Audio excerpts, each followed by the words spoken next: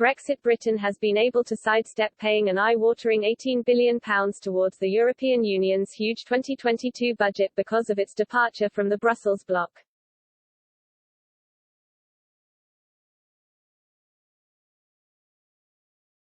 On Tuesday, the European Council and European Parliament reached an informal political agreement on the budget for 2022, with the European Commission acting as an honest broker.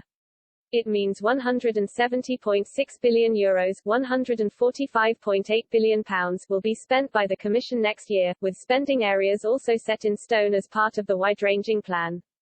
The huge funds will come from contributions the small number of net payers make to the EU's budget.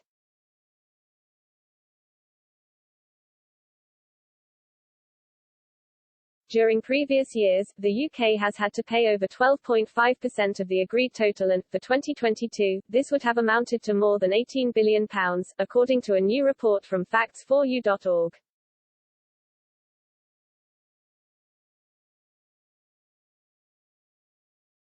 But Brexit will see the UK sidestep this at a time when global economies are recovering following the spending of billions of pounds to help their respective countries bounce back from the devastating COVID pandemic.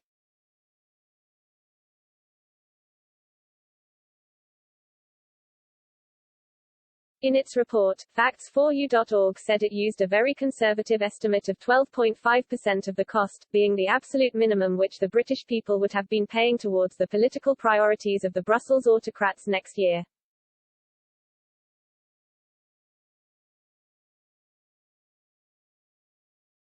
Next year, the EU budget will be spent on the single market, innovation and digital £18.4 billion, cohesion, resilience and values £53 billion, common agricultural policy and green agenda £48.4 billion, migration and border management £2.6 billion, security and defence £1.1 billion, payments to possible new joiners and foreign aid £11 billion, EU admin £9.1 billion, and thematic special instruments £2.2 billion.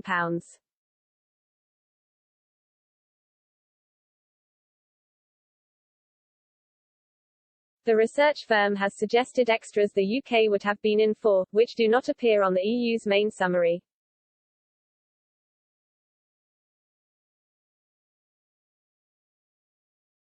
These include a €5 billion off-budget EU peace facility, described as an extra defence budget controlled by the Commission that facts4u.org claims doesn't appear in the official figures.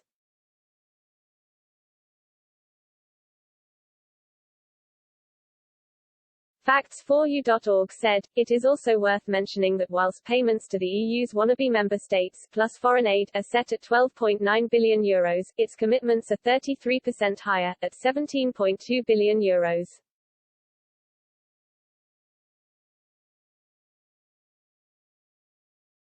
This difference will have to be paid in the following years.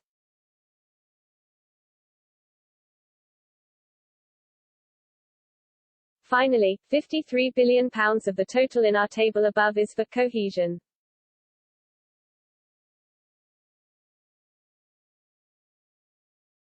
This is an EU fund that only pays out to less developed EU countries and which has been giving them enviable new motorways, railways, and other infrastructure.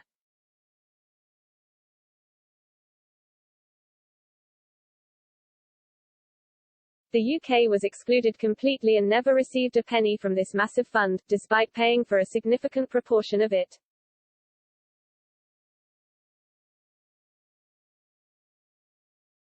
But, under the terms of the Brexit withdrawal agreement agreed by former Prime Minister Theresa May, a chunk of the money will still be paid by the UK to the EU, despite formally leaving the bloc on January 1, 2021.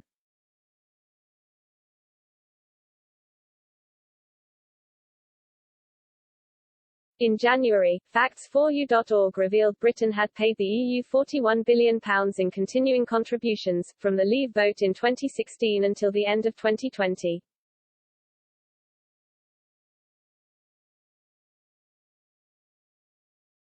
It added that, under the terms of the withdrawal agreement, the UK will continue to pay into the EU budget until 2064.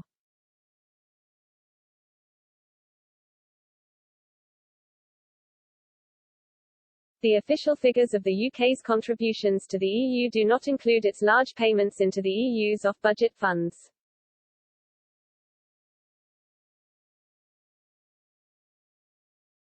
Despite this, Facts4U.org said the UK has had a lucky escape by not having to pay its usual eye-watering sum into the EU's lofty budget.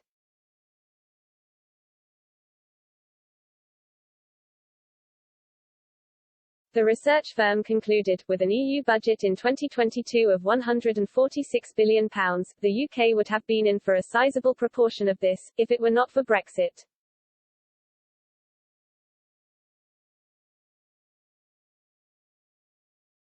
As it is, and as a result of the early agreement by Theresa May when she was still PM to pay the EU a divorce bill which has no basis in EU or UK law, the British taxpayer will still be paying monies to the EU until the year 2064.